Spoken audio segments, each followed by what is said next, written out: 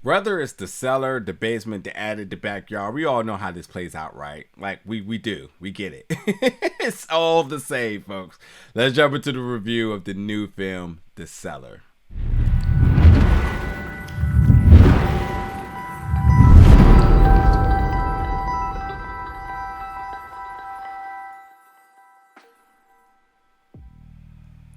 What's up, folks, and welcome back to the channel today for another review. And today we're going to be reviewing the film The Cellar, which made its world premiere at South by Southwest Film Festival 2022.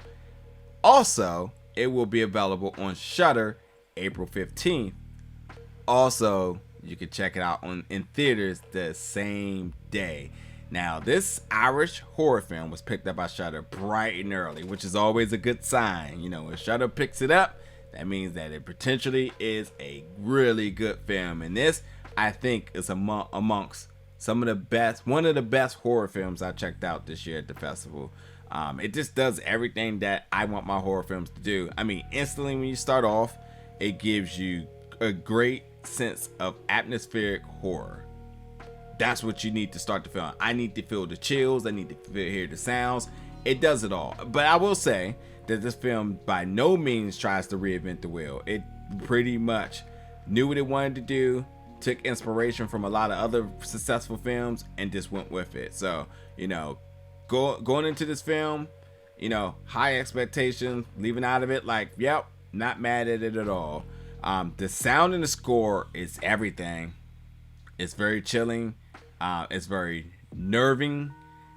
It also provides a extra layer of dread. Like, the score itself, it almost feels like it's telling the story. You know, it's really, really good. But I gotta say, like, you know, there is a lot, you know, of counting in this film. Counting like numbers. I'm just gonna say that because at some point it may get annoying to you, but there's a lot of counting. 1, 2, 3, all the way up. Just let you know. But like I said, for what it is, you know, if you've seen a film that has like a haunted room or a haunted storage unit of some sort, that's what The Cellar is. The Cellar is basically that one. What's in that room? What goes down there? This new family, you know. All right, first of all, let's talk about it. The Woods family moved into a new house, and this is a house that they moved into because they needed to move. They got it on the auction. It was a deal that they couldn't pass up on. They needed to do this for the kids, so they move into it. And with this, you know, they really didn't investigate what was up with the house. They just said this is a deal too good to be true, and so on. But upon moving into it, of course, the house has history. Of course, the house is haunted. Of course, they're going to learn the hard way. We all know this. And it did not take long for a presence to be felt in the film and for the viewers. Things get jumpy and moving supernaturally right away. And it was interesting that the kids, they saw the signs right away. They was like, hey, that's not right. This not right. Let's get out of here. But of course, the adults don't listen. And there's a lot of foreshadowing in the dialogue, like so much that is kind of absurd, you know. And then the one daughter, Ellie, like, first of all, I gotta say her mood was my entire mood the entire film. Like, hey mom, this ain't right. I'm out of here. I'm not going down there. Mom's asking her to do impossible tasks and so on. So one night, her mother goes to work.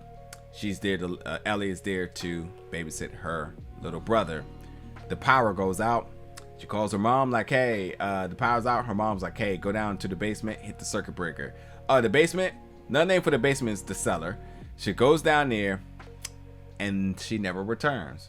So now the mom, over the phone, realized something was wrong. She returns home and realized that her daughter is gone. There is a dad in this film. He's completely useless. Like, he does nothing at all. But now brings the mom into a situation where she does any and everything to figure out where her daughter went.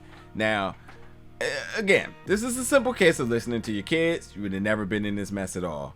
It's just straight out like that. And also, I think that people need to stop buying houses without actually doing your history. I mean, yeah, it's a good deal, but you know, we all firmly believe that the whole too good to be true thing, Wish more people actually went through with that, because yeah. And again, like they said, they got it on auction, got it for a cheap price, but you probably should still do your homework on it. But they eventually did, but it was eventually too late. That's that. Now, I thought the low light shots were very, very, very dark.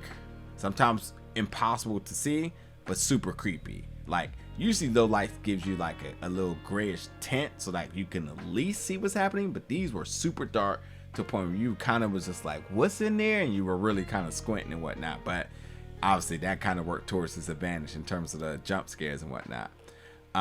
But as I also said, this film definitely hits all of the horror tropes. Like literally, it opened up the book and said famous and most well-known horror tropes. Cool, throw it in there. They hit all of them, like for real. And I think that another thing in terms of this film is just how much I hated the dad, who just was just useless. Like why was he even here? He really did nothing. Why the mom literally was already blaming herself for her daughter going missing, now is completely on the investigation tip, trying to figure it out, pretty much discovering more and more about this house. And the dad is kind of just like, oh, I don't have time. I don't care. And also they have a son who honestly they should have been paying more attention to as well, because you're like, if your daughter's missing, you might want to keep a close eye on your son, who their son had a lot of close encounters, and it kind of didn't make sense to me. But like I said, the dad was a non-factor, and the mom was already blaming herself, and the dude was just turned into a gaslighter. So I just felt bad for her the entire time. But the film had some really good jump scares, and the creepy events were very consistent. I really didn't feel like there was ever really a dull point of this film. I felt like it kept the pacing and the tone very consistent with the film, which is a really good thing.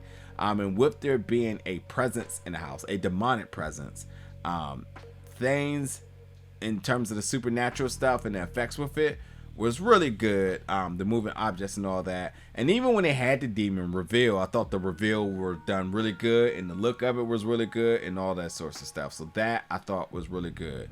I don't know how many times in my notes did I write that the dad was a dick, and I'm just going to keep saying it every time, because he definitely was, and that's just what it is. Like, we're just not going to get away from that at all. That's just what it is. But I will say the only thing I did like about him is the more and more he became a dick, the more and more crazy things got in the film. And that's good, because the more and more crazy he got, the more and more things got within the house. And that's like, yeah, bring on more horror, bring more of the scary stuff, you know. And he was definitely a big catalyst to it. Now, towards the end of this film was a very, very cool visually done scene. I was super impressed by it. I can't even tell you what it is because it's a super spoiler, but there's a scene very, very, very towards the end of this film that I just thought was super good. The visuals was really, really good. So with that being said, I enjoyed this a lot. It certainly wasn't perfect. There was definitely parts of this film that could have been better, or little holes, gaps within the plot. But overall, a solid film from beginning to the end. This was definitely one of the better films this year amongst horror films. I definitely think this is amongst one of the best that I've seen this year. And definitely worth being checked out. And obviously, only solidifies why Shudder picked it up. So there's that. And I will say, as a little bit of a heads up, play very, very, very close attention to the end of the film. The voice, when they start to zoom outside the house, pay attention to the voice. I think that gives you a lot of indication as to the conclusion of this film. You want to talk a little bit about the ending conclusion here? Pay attention to the voice. I think that kind of helps you pretty much solve how this all resolves in terms of the film. So there's that. But yeah, the Cellar folks, jump in the comments. Let me know your thoughts about this film, your excitement of this film. Are you checking it out and so on? And as always, stay tuned for more reviews very soon.